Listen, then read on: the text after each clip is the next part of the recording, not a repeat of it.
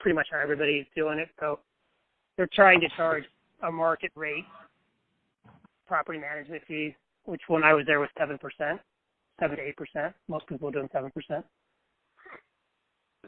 And I guess it covers the cost of those 400 people, but is that considered a profit center, or it's really just break even, or is there a value actually to that property management business? It was. Yeah. I mean, it was a small profit center, but it wasn't moving the corporate needle very far. If the corporate could pretty much, if they allocated any kind of overhead down, they could pretty much take it down to not much. So it's not a wildly profitable business, but it's allowing you. It's basically saving you on your other pieces of the margin. Right. Your maintenance cost is lower, your leasing cost is lower, those sort of things. Got it. So taking aside scale, if you look at the major operators, what makes one better than the other? What are the key factors that one looks at to determine whether one operator? If I had to, if I'm picking a single metric, I would probably pick turnover. Or not a single metric, just a various metrics. If you have to. Right. Well, and the reason I say turnover, because turnover kind of is an all-encompassing. If you've got the right customer service focus, because you can go on to any of these people's websites, and there's always been people that are complaining that my maintenance thing didn't get fixed fast enough, and blah blah blah blah. I mean, everybody gets dinged because there's always. I mean, that's true in apartments too. There's always somebody who's unhappy, but the reason I say turnover is if you're keeping people happy enough, they're staying, and to the extent that they're staying means that you're doing a good job at providing them a product that people want to live in.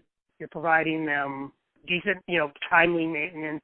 You're probably priced appropriately, and so you kind of roll all that stuff together. You're having enough contact to them where they feel like if they pick up the phone with an issue, it gets resolved.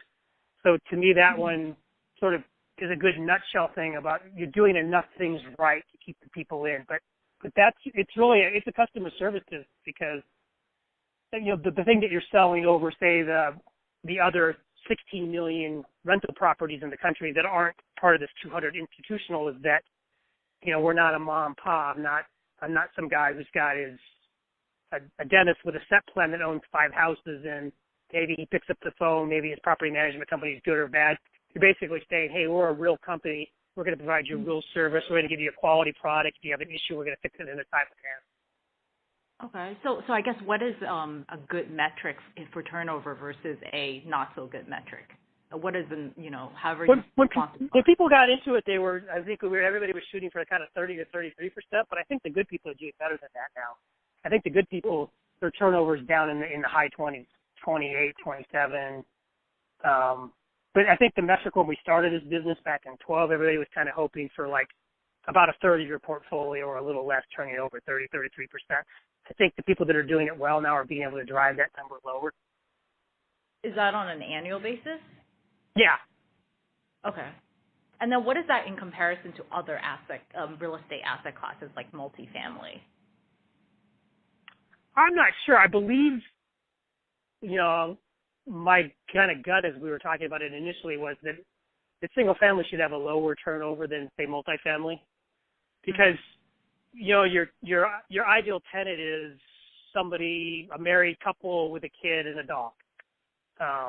Maybe one or both of them work, as opposed to apartments would tend to appeal to, a couple of single guys living together till their lives get started. So we always viewed it as a more stable turnover. So we always conceptually figured we should be doing better. I don't follow REITs that close, but that was the conversations we were always having, that we should be able to do better than apartments because we're appealing to a slightly different tenant that's a little more stable.